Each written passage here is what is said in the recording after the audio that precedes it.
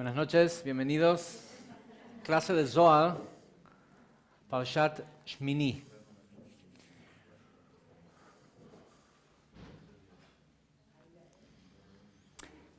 Esta porción tiene algo muy particular que es el nombre. Hay muchos lugares en donde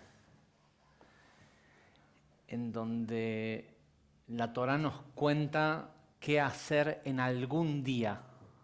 ¿Sí? Si uno va al libro si va a la porción de Pinhas, va a ver que hay una cantidad enorme de secciones de la Torá que comienza diciendo y en tal día hagan tal cosa. ¿Sí? Y en el primer día del séptimo mes suenen el shofar, y el 10º día del séptimo mes celebren Yom Kippur, y el 15º día del primer mes hagan Pesaj. Hay muchas secciones de la Torá que comienzan diciendo la referencia de en tal día hagan una determinada cosa. Pero esta porción tiene la particularidad que comienza diciendo al octavo día, no en tal día hagan tal cosa, nos va a contar algo nos van a contar una situación de qué es lo que Moisés va a hacer y demás, pero no nos cuentan por qué empieza diciendo en el octavo día Moisés convocó. Dice, y en el octavo día Moisés llamó a Aarón y a sus hijos y a los ancianos de Israel, al Sanedrim, y le dijo a Aarón, vas a hacer tal y tal cosa, tal. Esto denota que hubieron 7 días antes. Si algo dice en el octavo día pasó tal cosa, es el octavo día empezando a partir de... ¿sí? Hay muy pocos lugares en donde la Torá hace eso. Y cuando lo hace para decir algo importante. Otro lugar en donde la Torá hace esto es cuando el faraón tiene los sueños y dice, y al final del segundo año, el faraón tuvo un sueño y ahí es donde Yosef sale de... ¿sí? Entonces uno dice, si Yosef hacía, no sé, 15 años que estaba preso, no sé si 15, pero hacía muchos años que estaba preso, ¿cómo dice al final de 2 años? Porque hay toda una lección detrás del hecho de que pasó algo importante en ese tiempo anterior, que es que la condena de Yosef fue demorada 2 años, por una cosa en particular que había hecho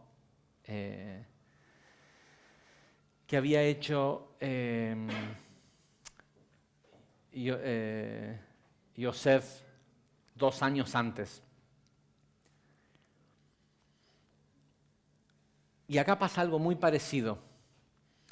La Torá nos dice que en el octavo día, acá los traductores escribieron al octavo día del proceso de consagración, Moisés llamó, pero la Torá no dice eso. No lo dice,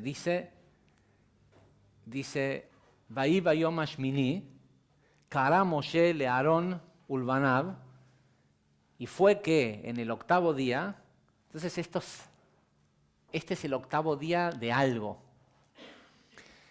Y si la Torá hubiera querido decir y limitarlo a que se refiere solo a esos 7 días que ocurrieron en aquel momento, lo hubiera dicho. Pero lo que hay en esta frase, que por eso es relevante todos los años que leemos la Torá, es que hay algo que sucede en el octavo día. ¿Sí? Hay algo especial que ocurre cuando un determinado día es el octavo día. Y es cierto, es el octavo día del trabajo de consagración del templo. Pero como sabemos que cuando la Torá utiliza la palabra días, se refiere, cuando habla de los días que nosotros interpretamos que son los días de la creación, también se refiere a los días primordiales, a las emociones. Siempre que la Torá habla de la palabra días en plural, y no hace referencia de 1, 2, 3, 4, ¿sí? O sea, a unos días específicos, está hablando de Gesed, Geburah, Tiferet, Netzach, Hod, Yesod y Malhut, que son los días primordiales. ¿Sí? Cuando la Torá se refiere a días, se refiere a los días primordiales, y los días primordiales son las extremidades del árbol, son la manifestación o la ampliación del intelecto que desciende en el árbol. En el árbol, en realidad, el intelecto sería la semilla, y el tronco, Zerampin y Malhut, es el despliegue del intelecto o de la inteligencia que está en la semilla del árbol. En el caso nuestro es al revés, ¿sí? Es de arriba hacia abajo. Y el octavo día, indudablemente, si estamos hablando de Sefirot, tiene que ser Binah. ¿Sí? El Zohar en la porción de esta semana lo que primordialmente hace es... La Torá lo que primordialmente hace en la porción de esta semana es hablar sobre las leyes de Kashrut. ¿Qué animales se pueden comer y qué no? ¿Qué es puro y qué es impuro? De eso es de lo que mayormente habla el texto bíblico.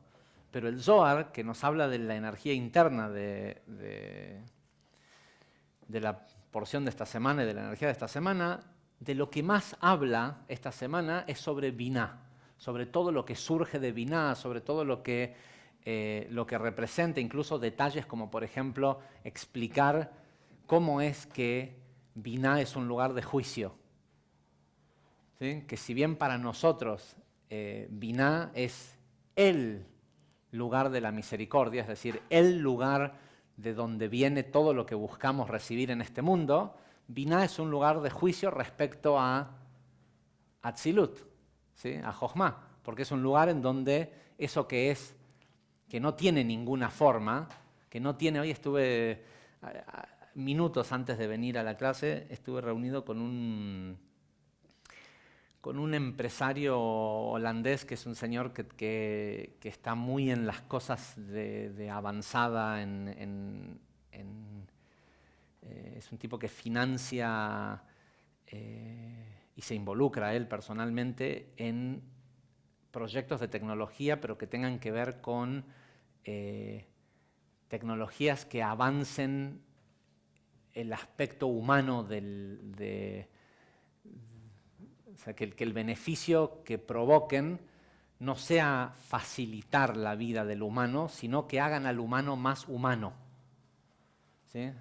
Tecnologías que tienen que ver con seguridad, para que a nadie le roben el celular, ni la cartera, ni esto ni lo otro, pero no para que sea entre la persona y la policía, para que los seres humanos podamos cuidar a los demás de que a nadie le roben nada. O sea, se involucra solo en tecnologías y cosas que tienen que ver con humanizar más al humano, ¿sí? Porque el tipo dice, tiene una idea que la fundamenta muy bien con estudios científicos y demás.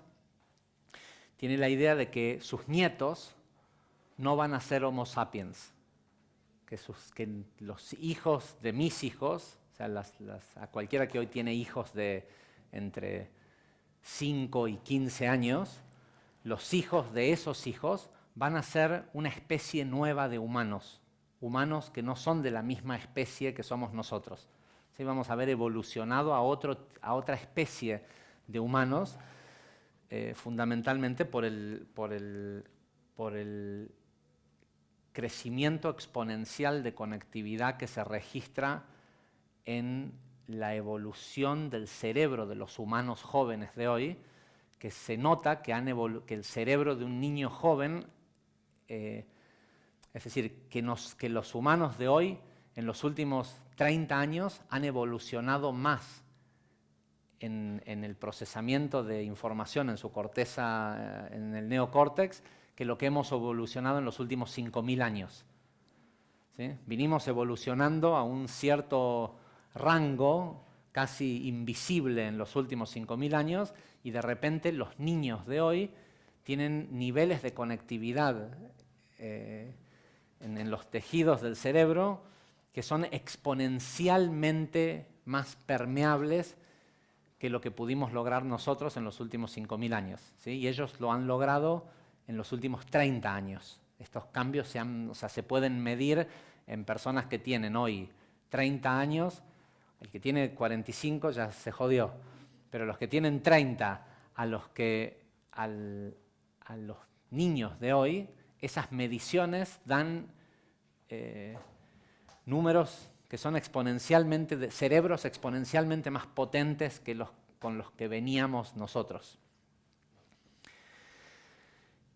Y una de las cosas más interesantes que he oído en los últimos, en mucho tiempo, el tipo dice, tenemos que ir hacia un humano que no tenga la percepción de riqueza. ¿Sí? Un humano que no perciba la acumulación de bienes como una cosa positiva. ¿Sí? Dice, tenemos que ir hacia un humano que sepa que siempre que tenga algo valioso para hacer, todos van a estar dispuestos a dar de sus recursos para que él lo haga. ¿Sí? Pero que cuando no está haciendo algo que es extremadamente valioso, no tiene por qué tener miles de millones de dólares en el banco. Es más, dice, la forma va a ser eliminar el dinero, ¿no? O sea, cuando se elimine el dinero, se va a eliminar el concepto de la riqueza. Dice, lo que hay que llegar es a un hombre que evolucione a entender el concepto del sustento, ¿sí? De que lo que sea que se le ocurra tener, que necesite, lo pueda tener, pero nada más que lo que necesite. Entonces, si necesita 100.000 personas trabajando para él, para concretar una idea que él tuvo, sea natural que consiga ese recurso. Ni siquiera teniendo que pagarle, sino solo diciendo, ok, señores, acaba de bajar de Atzilut esta idea, necesito 10.000 personas que se pongan a trabajar en esto, y que sea algo automático en el humano, porque como la gente no va a tener que trabajar para ganarse el sustento, va a querer hacer cosas, no va a querer estar haciendo ocio todo el tiempo. Entonces va a dar lo mismo dar tus horas a los demás. Entonces, el nuevo banco que va a haber, hay un señor allá que mira para arriba, el nuevo banco que va a haber no es un banco de dinero, sino un banco de horas. ¿Sí? Un banco de horas que van a ser transables con cryptocurrency, con tokens virtuales, que lo que van a significar es una hora de valor de tu tiempo, no una cantidad de dinero. Entonces, si vos vas a tener esa grandísima idea y alguien va a decir, en mi banco de horas tengo 5 tokens de horas de voluntariado de Bill Gates. ¿Sí? Si yo lo que se me ocurrió hacer es hacer, no sé, un sembradío de no sé qué cosa, alguien me va a decir, tengo 50 horas en mi banco, en mi cadena de valor, horas de el mejor ingeniero agrónomo del mundo. ¿Sí? Te las paso para que las uses. Y si voy a estar haciendo un proyecto, no sé, la nueva computadora cuántica que va a hacer no sé qué cosa, alguien va a decir, yo acá tengo 2 horas de Bill Gates, y otro va a decir, acá tengo 2 horas más, toma, acá tenés 10 horas de que Bill Gates trabaje para vos. No para vos, nunca alguien va a trabajar para otro ser humano, vamos a trabajar en un bien común que es el que todo el mundo esté sostenido. ¿Sí? Que el sustento sea, entonces dice, y me pareció, En realidad, esto que les estoy diciendo ahora es más el resultado de una conversación que tuvimos para ver, un brainstorming de cómo podría ser, ¿no? Pero la idea donde empezó la conversación fue en hay que eliminar la riqueza. ¿Sí? Eliminar la riqueza.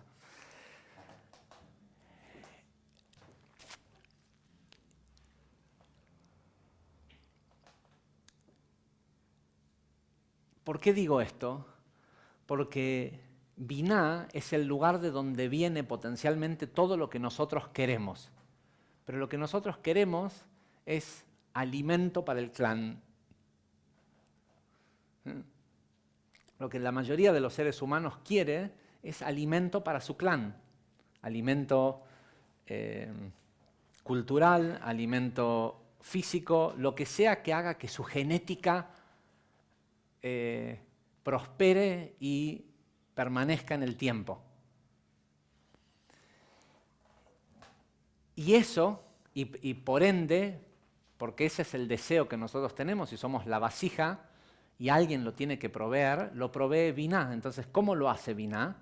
Toma pura energía potencial de Jochma y tras un proceso de juicio la condena a convertirse en materia para satisfacer nuestros deseos. Entonces, sí, Binah es la fuente de toda riqueza. El problema es que nosotros lo que normalmente queremos hacer es lo que queremos extraer de Binah es algo que está en tal estado de juicio en comparación a lo que podría ser. ¿Sí? Es como decir, ¿se entiende? ¿Por qué doy el ejemplo anterior? Alguien quiere hacer un determinado proyecto y está tratando de conseguir, sabe que para generar ese proyecto, para que eso se concrete, necesita contratar personas con ciertas capacidades. Entonces él ahora va a tener que ir y va a tener que gastar 6 meses, 1 año a lo mejor de su vida para convencer a personas que acumularon riqueza para que le den esa riqueza a cambio de una porción de materialidad, o sea, una porción de ese negocio o lo que sea, para que él ahora pueda tener el dinero para salir a comprar las horas de trabajo de gente que no son los más capacitados, porque los más capacitados ya son ricos. ¿Sí?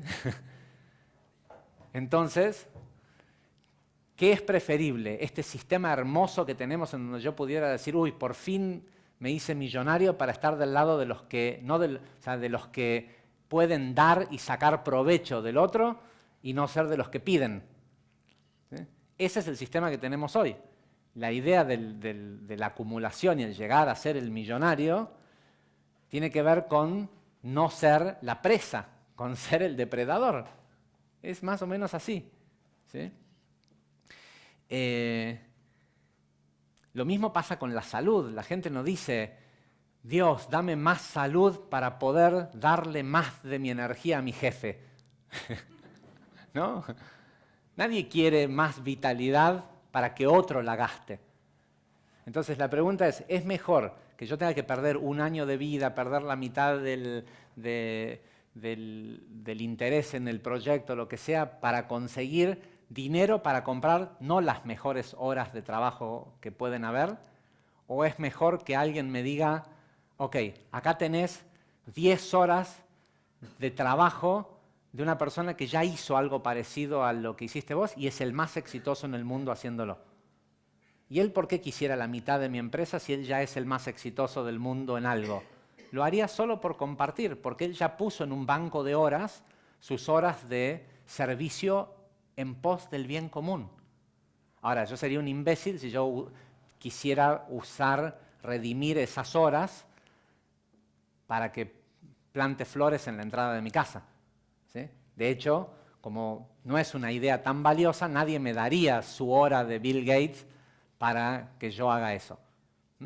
Estamos hablando de una utopía me equivoco de usar la palabra utopía. Estamos hablando de un nivel de evolución al que vamos a llegar un día, pero que es avanzado. Pero para eso, para llegar a un biná, porque hoy todos queremos llegar a biná, pero queremos biná del juicio. ¿Sí? Queremos el biná que agarra a Jochma, la luz de Jochma, la tritura y la hace auto, la hace casa, la hace billetes de francos suizos, ¿sí? Euros de 500. Eso queremos que Binah haga para nosotros. Y Binah tiene algo que es mucho más valioso. Tiene el conocimiento de cómo crear universos. En Binah está la tecnología que creó este universo en donde nosotros vivimos. ¿Sí? Galaxias, planetas. Y nosotros vamos y le pedimos plata a Binah. ¿Sí? Y cuando nos sentimos mal, le pedimos salud. ¿Sí? Si no, no, ¿quién necesita salud cuando tiene plata? ¿Sí? Cuando no tenés plata, entonces, cuando no tenés salud, entonces estás dispuesto a distraer el pedido de lo otro y pedir un poco de salud.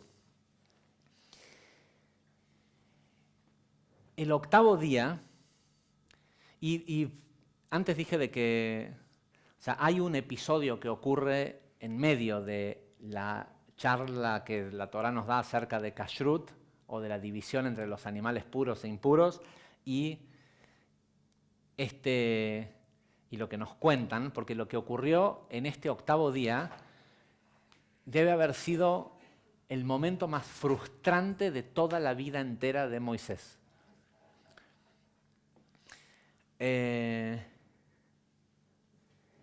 Les cuento.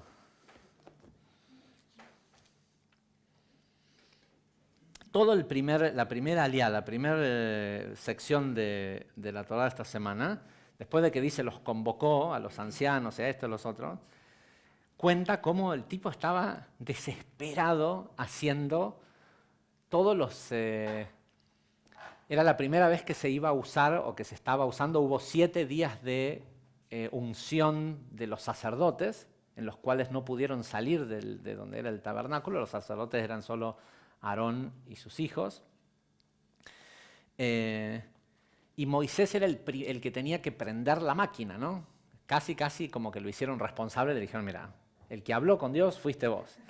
Y el que dijo que había que fabricarlo de esta forma, fuiste vos. Ahora acá tenés las llaves, fíjate a ver si arranca, ¿no?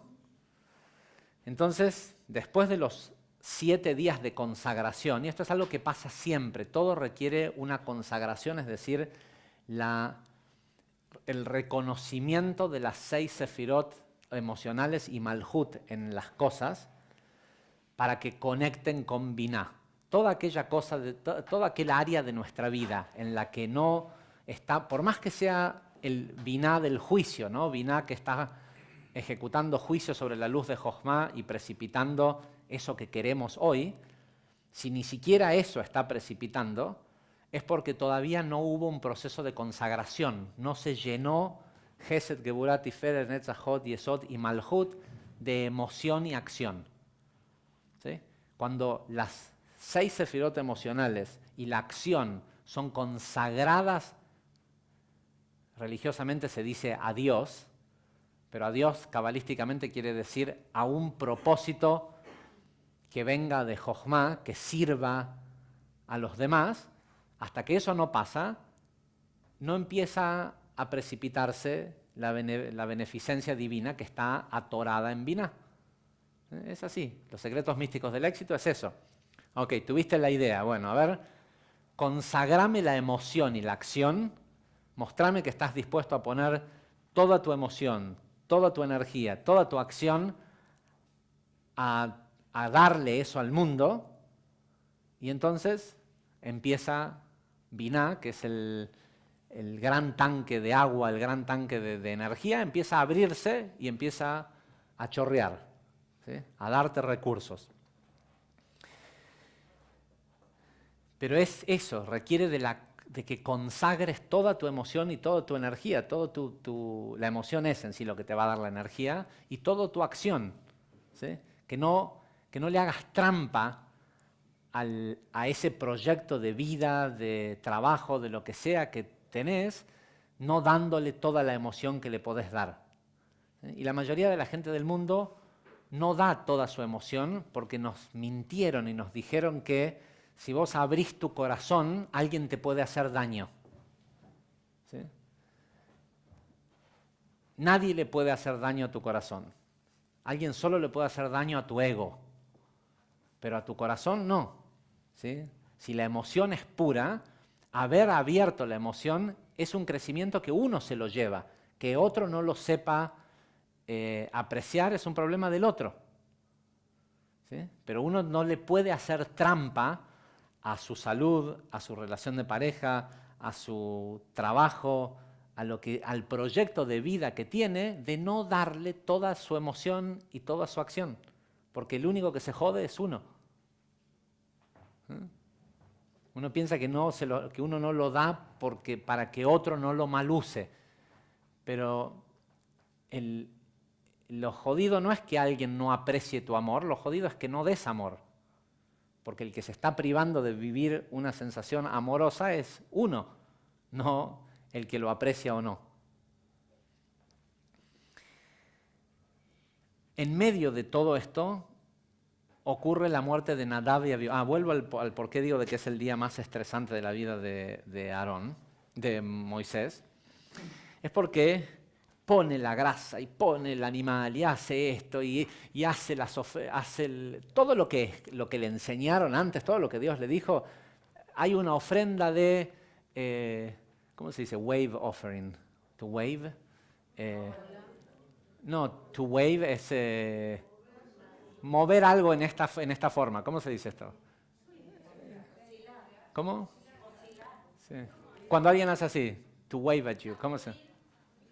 No es sacudir, es hacer esta acción. Hay una ofrenda que es así, entonces el tipo agarra y hace todas las ofrendas posibles que le dijeron en todo el libro de Shemot hasta llegar a este momento. Todo el libro anterior, ¿se acuerdan que era todo en Trumá? Todas estas de cuando tengan el templo van a hacer esto, van a hacer otro. El tipo las hace todas y ninguna funciona. Prende fuego y hace el humo y esto, el otro, pero lo que le dijo Dios que iba a pasar cuando funcionara el templo, no funciona. ¿Sí? Y están ahí y está sudando la gota gorda porque está haciendo en un día todas las ofrendas que se hacían durante todo el año, pero no le anda el aparato. Entonces, ¿dónde está la segunda aldea? Hacia el final de...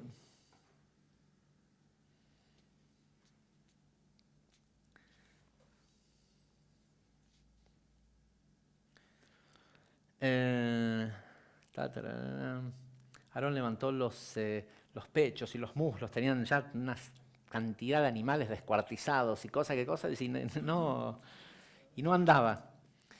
El muslo derecho, el del medio, con la ofrenda tenufá ante Hashem, tal como Moshe le había ordenado. Aarón levantó las manos hacia el pueblo y los bendijo. ¿Sí? Dice, Aarón descendió de donde ofreció la ofrenda Hatat, la ofrenda Olá y las ofrendas Shelamim. Entonces Moisés y Aarón ingresaron a la tienda del encuentro. Bueno, acá el Zohar dice de que le fueron a reclamar a Dios. No anda, está toda la gente que puso la plata para fabricar el aparato y lo que les dije, me hubieras dicho de que no iba a pasar, o sea, yo ya les dije que va a descender un fuego desde el cielo que va a consumir la ofrenda. Si yo no les hubiera dicho, por ahí pensarían, capaz que es así como funciona, que no, esa otra cosa no tiene que pasar, ¿no? Dice, ingresaron a la tienda del encuentro. Dice, luego salieron y bendijeron al pueblo. Y inmediatamente después dice, la gloria de Hashem se presentó ante todo el pueblo. Dice que estaban allá adentro y decían, ¿y ahora qué vamos a hacer? El Zohar dice esto, de que Moshe le dice a Aarón, dice, ¿qué le decimos a la gente después de que esperaron tanto tiempo, de que pusieron todo lo que nos habíamos llevado de riquezas de Egipto, las donaron para ponerlas en la creación de esta cosa, y esta cosa no funciona. Entonces dice que Aarón le dijo, bueno, si no podemos darle la gloria de Dios con los sacrificios, démosle lo que nosotros tenemos, que es la capacidad de bendecirlos. Y dice que salieron, hay una discusión acá entre los sabios. Los sabios dicen que, algunos sabios dicen que ahí fue la primera vez que Aarón bendijo al pueblo con la bendición de Birkat Kohanim, ¿sí? Yevarejeja Hashem beishmereja. Y otros, incluyendo el Ari, dicen que lo que dijo Aarón fue Bi'i Noam, que el trabajo de mis manos Dios lo tome y que con sus manos haga el trabajo que Él quiera hacer.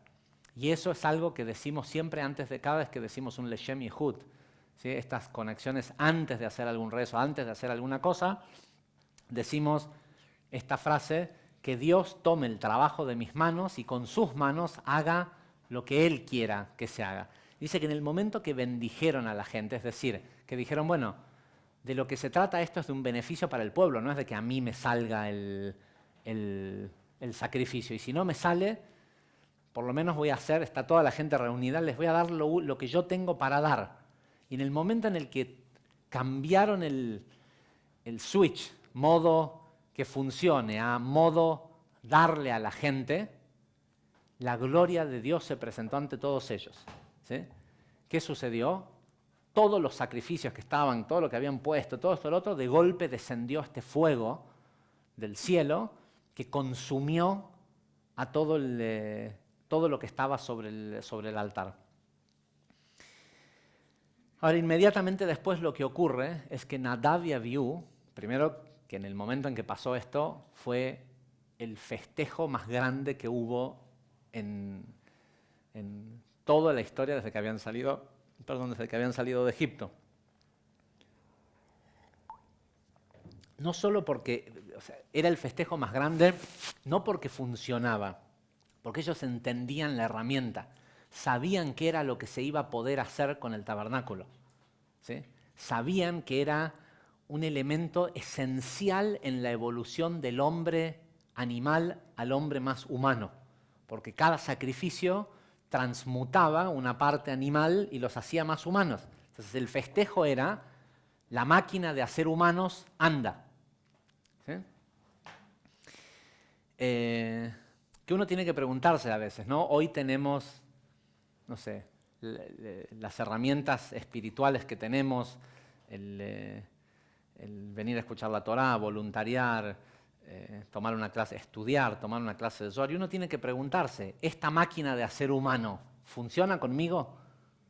¿Sí? ¿Me hace más humano el venir una vez por semana a tomar una clase de Zohar? Todo está acá para hacernos más humanos. Y uno tiene que ver qué máquina le funciona mejor, ¿sí? ¿Qué lo hace más humano?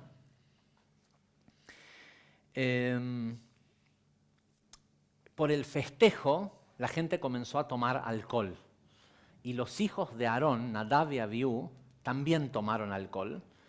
Y en el éxtasis, dice literalmente el Talmud, que sintieron, todo esto ocurrió, el octavo día fue el primer día de Nisan, ¿sí? El día que se inauguró públicamente el tabernáculo.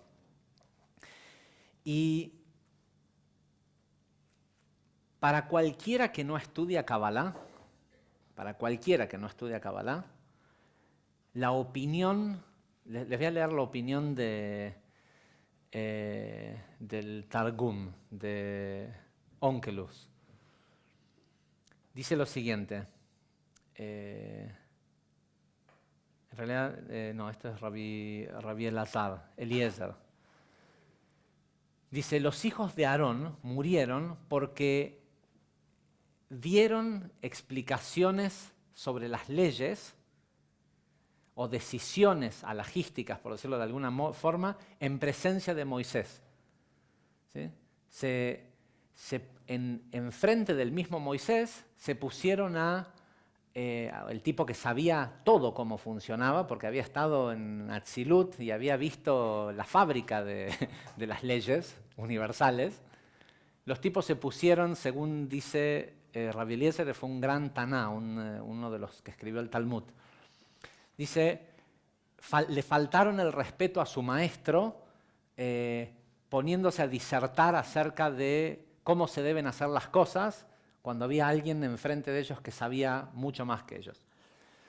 Otros, dice Rabbi Ishmael, otro Taná, dice, entraron al santuario cuando estaban borrachos, por eso murieron. La prueba es que después de que ellos murieron, la escritura, la Torá, prohíbe a los sacerdotes tomar vino o bebidas fuertes antes de entrar a hacer los servicios en el templo. El Zohar dice, y esto también es una opinión de Rashi. Rashi también dice, se murieron porque se adelantaron y trajeron un corbán, un sacrificio, antes de que su padre lo hiciera. Y estando vivo su padre, y siendo que su padre era Cohen Gadol, el sumo sacerdote, lo lógico era que después de que Moisés inaugurara el santuario, la primera persona de los Kohanim en traer una ofrenda hubiera sido Aarón. Entonces se adelantaron y le faltaron el respeto al padre y por eso murieron. Ahora, uno tiene que analizar qué es lo que dice del cómo murieron. Dice, Vaikhu benei Aarón, y llegaron y se acercaron los hijos de Aarón, Nadab y Abiú, y cada uno de ellos tomó como una bandeja con fuego y pusieron incienso pusieron ketoret, inciensos para quemar, para hacer humos. No eran tontos. Si bien eran jóvenes, eran los dos hijos más grandes de Aarón a Cohen. ¿Sí? No eran gente de poca educación o de poco nivel intelectual o lo que sea, no eran dos brutos.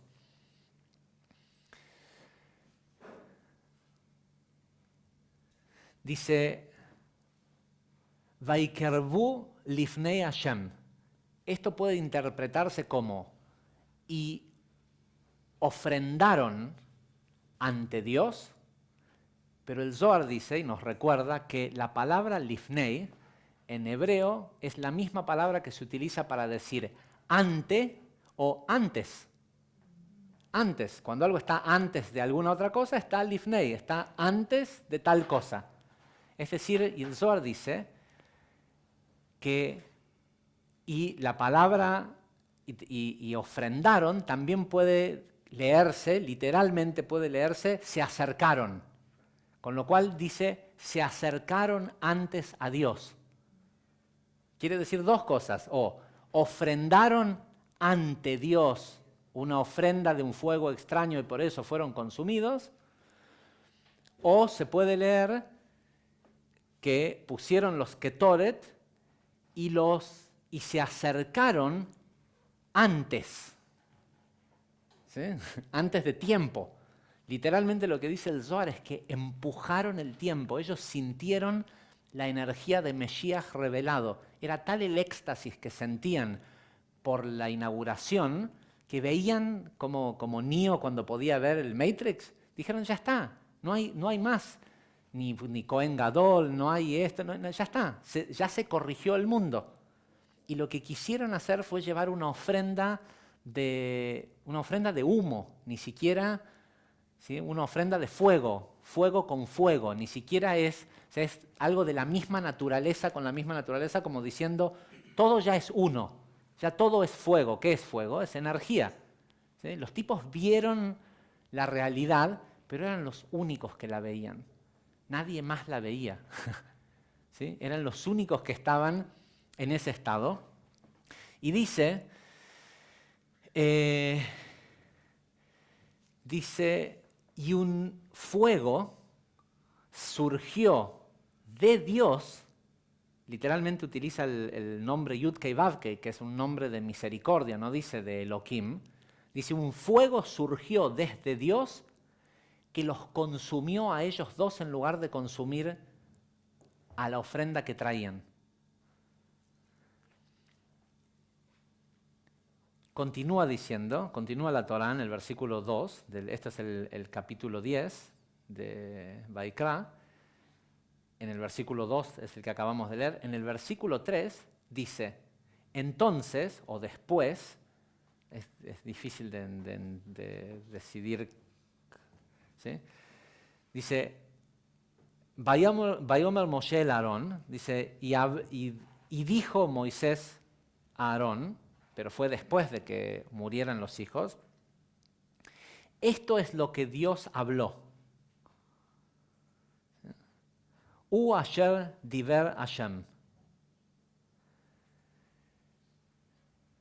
He de santificar, he de santificarme a través de aquellos que se acercaron a mí. Porque no dice que, y entonces como cometieron un gran error, el ángel de la muerte descendió y los mató. Dice que de Dios mismo surgió un fuego que los consumió. De hecho, el Zohar dice que sí había un momento, un mundo paralelo en ese momento, había una apertura para la redención final, por eso ellos la pudieron ver, y la pudieron ver porque eran unos adelantados al tiempo. Su nivel de evolución no necesitaba de todos esos 2000 años de sacrificios que iban a ocurrir después, o 1000 y tantos años en el tabernáculo, en el templo y todo esto, para purificarse. Ellos ya estaban puros. Entonces dice que ante esa pureza, el Creador vio y dijo, ¿qué voy a tomar como ofrenda? ¿2 bandejas de incienso o a Nadab y Abiú? ¿Sí? ¿Qué repara? Porque no es, ¿qué quiere decir Dios se santificó a través de ellos? El mundo se reparó, el mundo se mejoró por el sacrificio que ellos trajeron, y el sacrificio que ellos trajeron fue su evolución. Hay que saber que después nosotros nos enteramos más tarde que volvieron al mundo y que en el cuerpo de Pinhas, y que terminaron siendo prácticamente eternos. Ellos son quienes después van a encarnar el cuerpo de Pinhas en el episodio de Zimri y Cosbi, y eventualmente Pinhas se va a convertir más tarde en Eliyahu Anabí, que es este tipo que vino una carroza de fuego y lo consumió. ¿Sí? Lo mismo que le pasó a Nadab y Abiú, le pasó a Elías. ¿Sí? A Elías, dice la Torá, que en lugar de morir, una carroza de fuego descendió y se llevó su cuerpo. Y hasta el día de hoy nosotros decimos que Eliyahu Anabí va y viene de la 4ª dimensión a esta 3ª dimensión cada vez que quiere o cada vez que el mundo lo necesita. Nosotros tenemos esto que sabemos que hay un premio, ¿no? Pero incluso sin saberlo, uno tiene que saber que ante la consagración final, en el 8º día, uno puede, cuando uno terminó de consagrar toda su emoción y toda su acción a ese proyecto de vida, de trabajo, de salud, de pareja, de familia, de lo que sea que uno quiere tener,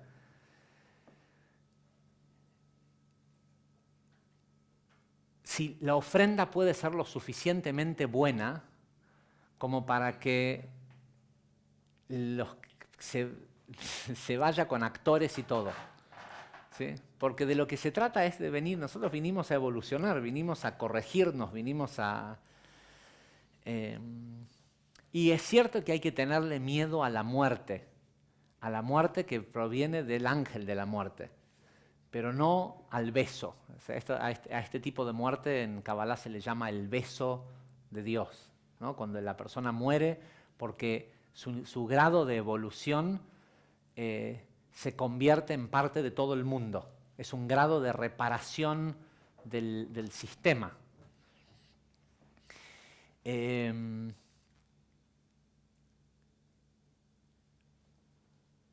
Y no digo que, y continúa diciendo, dice, seré santificado a través, de aquellos que se acercaron a mí, ¿sí? Se refiere a Nadab y Abiú. Dice, y ante toda la gente del mundo seré glorificado. Y acá hay un comentario de Rashi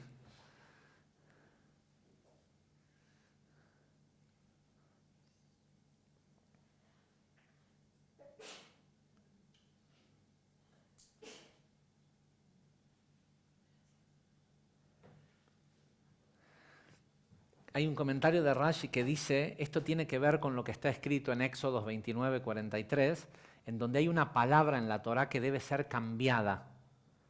Hay muy pocos lugares en la Torá en donde está escrito algo en la Torá, pero el primer sofer del templo, el primero que reprodujo la primer Torá alguna vez escrita, hubo una primera escrita por Moisés, puño y letra de Moisés. Esra fue el primer sofer en escribir una Torá, ¿sí? en copiar una Torá de la original. Y él fue el que dijo a dónde empieza y termina una oración, cuándo un capítulo es un capítulo. ¿Sí? Todo ese conocimiento viene de este tipo que fue un sabio así tremendo. En no sé si son 3 o 4 lugares de la Torá, hay palabras que están escritas de una forma y tienen un significado, y Esra dijo, cuando una persona lee de la Torá, tiene que leer esta palabra distinta. ¿Sí? Uno de ellos es en Éxodo 29, 43, en donde la palabra es Bikvodí, mi gloria. Está hablando, dice, de que está hablando de la gloria de Dios, seré santificado a través de mi gloria, y la persona que lee tiene que, en lugar de leer mi gloria, debe de leer mis gloriosos. Es decir, Rashi dice, a través de mis honorables. Y dice que ese cambio de esa palabra en el libro anterior está puesta ahí para honrar a Nadab y Abiú. ¿Sí? De que a través de la muerte de ellos hubo una mejora en Dios. Es loquísimo pensar este concepto de que Dios pueda ser santificado, ¿sí? O mejorado o perfeccionado por la muerte de 2 seres humanos. En realidad fue por la entrega, ¿sí? Por el grado de conciencia al que llegaron, y también porque se mandaron. ¿Sí? Porque no siguieron el protocolo, pudieron ver más allá, y lo que decía el Rav, mi primer maestro de Kabbalah, decía, Nadab y Abiú empujaron el tiempo. ¿Sí? Sabían que había procesos y cosas, pero trataron. Dijeron, ¿sabes qué? Hay una pequeña apertura, vamos a esperar 1500 años de sacrificios, o probamos de ver si podemos empujar el tiempo y que haya Mesías ahora, ¿sí? Que se termine de corregir. Y capaz que se dieron cuenta, no lo sé, no lo dicen o no lo leí en ningún lado, capaz que se dieron cuenta de que solo ellos percibían eso y nadie más. Pero como lo percibía, dijeron, vamos, ¿sí? Vamos a ver si se puede hacer un mundo mejor.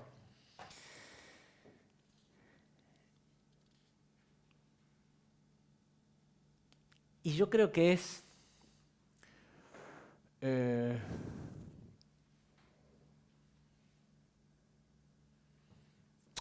esencial. Yo creo que nadie llega ¿Dónde está el poder de ISIS? ¿Sí? ¿Dónde está?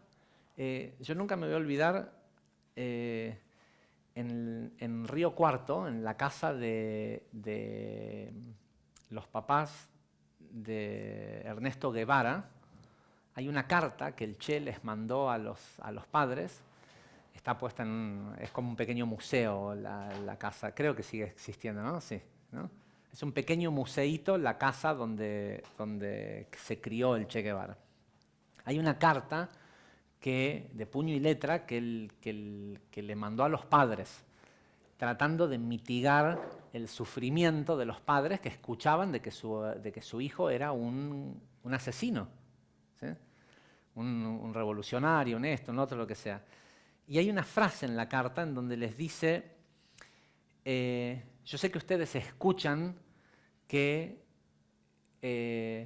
que estoy dispuesto a empuñar un arma y a matar gente inocente y todas las cosas malas que dicen de mí en el mundo.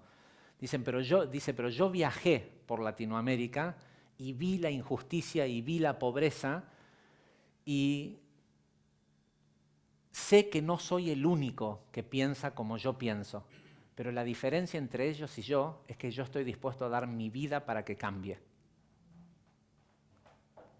¿Eh? Tal vez Nadav y Abiú eran los únicos que lo veían, pero se dieron cuenta que ellos podían hacer algo dando su vida. Y no digo que haya que dar la vida, pero hay que estar dispuesto. ¿Sí? Hay que estar dispuesto a decir, bueno, yo voy con esto, porque sé que es lo que es mejor para los demás. Y creo que la clave de esa consagración de la que hablamos, cuando hablamos de que se abran las puertas de Binah y que descienda ese flujo divino de energía que puede no cambiar nuestras vidas, que puede cambiar el mundo entero, depende de que aquellos que tienen una llave para abrir esa puerta, una llave es una idea, aquellos que tienen una idea estén dispuestos a consagrar su vida a eso. Sí, está el proceso, está lo que estudiaste en los secretos místicos del éxito. Tiene que estar el amor, y tiene que estar el deseo, y tiene que estar todas las emociones, y tiene que estar la acción. Todo tiene que estar. Pero si tuvieras el último centavo para comer o para ponerlo en pos de ese resultado, ¿te compras comida o lo pones en la búsqueda del resultado? Y sé que a lo mejor suena drástico, pero la verdad es que cuando una persona está dispuesto a dar su vida para que el mundo tenga eso que él cree que es valioso para el mundo, nunca le van a pedir que no tenga para comer. Al revés, le van a dar todos los recursos necesarios. Pero el hecho de que tenga los recursos no tiene que hacer que él cambie la idea de que está dispuesto a dar su vida por eso que... Y eso es lo que... La verdad es que había otros temas y y sé que la clase suele durar 1 hora y media. Pero creo que es más, tengo que reconocer que solo una otra vez en mi vida me pasó lo que me está pasando en este momento, que fue hace 15 años dando una clase de Zohar en la calle 3 de Febrero en la Fundación Eva Perón, cuando viajaba a Argentina a dar clases, en que a pesar de que había otros 2 temas más que había preparado para la clase, creo que cualquier cosa que digamos después de esto solo baja, no tiene sentido, porque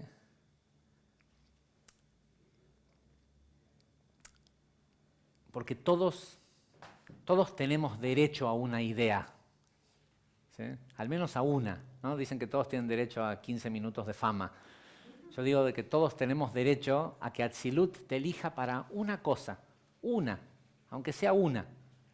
¿Sí? Una cosa puede ser la cura del cáncer o ser el mejor maestro de jardín de infantes del mundo, pero ese que deje una huella que todos los maestros de jardín de infantes del mundo quieran ser como ese. ¿Sí?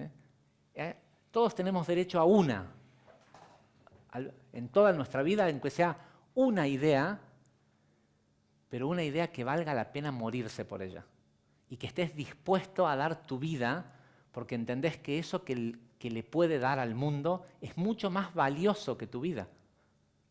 ¿Sí? Y esto uno lo puede traducir a muchas áreas y por supuesto que funciona, en todos los ámbitos de la vida.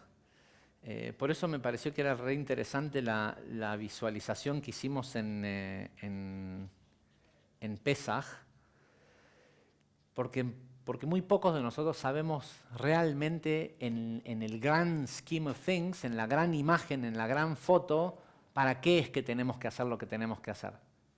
¿Sí? Yo tengo una empresa de tecnología que creo que es buenísima esa tecnología para el resto del mundo, pero a lo mejor el verdadero propósito del por qué yo lo tengo que hacer, más allá de que el mundo pueda necesitar eso y después lo tenga, es porque yo tenga que tener una cierta posición económica para que un bisnieto mío haga realmente lo que este mundo necesita. ¿Sí? Pero yo puedo estar ensimismado pensando en que se trata de que es mi proyecto y mi posible fortuna y ¿sí? Yo puedo estar ensimismado pensando en que ¿sí? Se trata de que esta persona que yo creo que es mi alma gemela no me deje o viva conmigo el resto de mi vida. Y a lo mejor es cierto que eso tiene que pasar, pero se trata de un nieto que va a venir de ahí y no de tu vida. Entonces digo, en todos los ámbitos de la vida, uno debería sentir que, o le va a funcionar, sentir que ese área de su vida merece la consagración de toda su emoción y toda su acción. Merece que él deje de estafar a ese área de su vida, privándolo de toda la emoción y todo el accionar que él pudiera darle.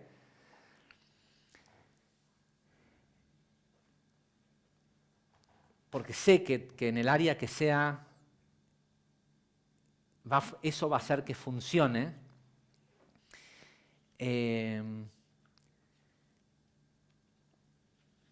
Pero me parece que también esta semana, justo cuando todo parece estar en contra, ¿no? Cuando estamos entrando en la segunda semana del Omer, es la peor de todas las semanas. ¿Sí? ¿Qué quiere decir la peor? Es la cuenta del Omer, la semana de Geburá. Y encima, desde el día que empezó el Omer, Mercurio en retrógrado, ¿sí? Donde parece que toda la comunicación, que todo lo que tiene que ver con entender está frustrado.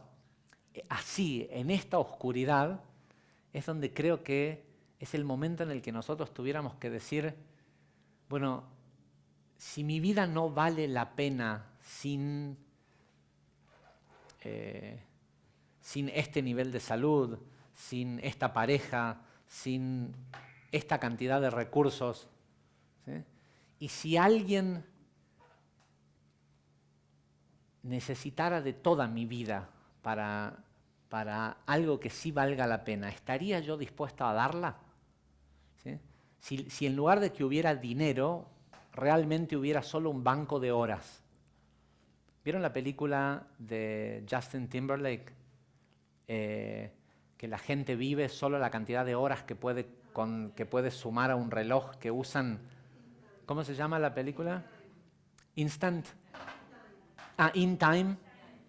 A tiempo. ¿Sí? Es una película que si bien es una película de acción y todo, hay que verla para entender qué es lo que significa el tiempo, ¿no? La riqueza que es el tiempo. Si solo hubiera un banco de horas, ¿sí? ¿Estaría yo dispuesto? Tenían un relojito que decía la cantidad de horas, pero vos podías compartirle horas a otro. la clave, no les quiero arruinar la película, pero sí quiero que aquellos que la vieron entiendan cuál es mi interpretación de la película o cómo se relaciona esto. El tipo millonario que le dona todos sus minutos, todos sus días de vida a Justin Timberlake y le permite hacer, no les voy a decir qué hace Justin Timberlake, pero le permite hacer lo que hace en el resto de la película, es porque fue alguien que pudo reconocer en los ojos de otra persona que la misión que esa persona tenía en la vida era más valiosa y que lo que necesitaba era inversión, ¿sí? Y que la única inversión que es real es un minuto que nunca vuelve. Entonces, creo que si usamos esta oscuridad, esta oscuridad de comunicación de esta semana para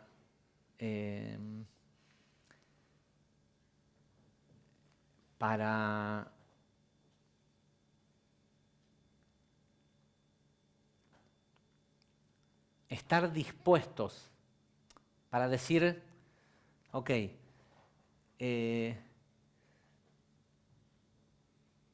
si es,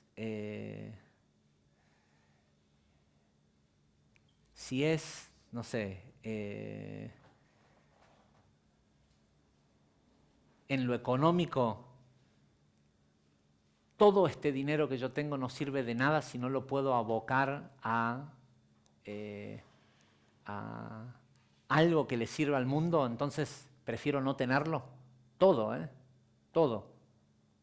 Que si hay alguien que sí tiene algo grandioso para hacer por el mundo, le doy todo lo que tengo, ¿sí? Si puedo o llevar, no sé, mi relación de pareja al punto de decir, si yo tengo que vivir un minuto sin vos, entonces prefiero dar toda mi vida porque ese minuto no vale nada si no es con esta persona. Mis horas de vida, mi salud, ¿sí? No valen nada si no es para algo que sea grandioso para la humanidad.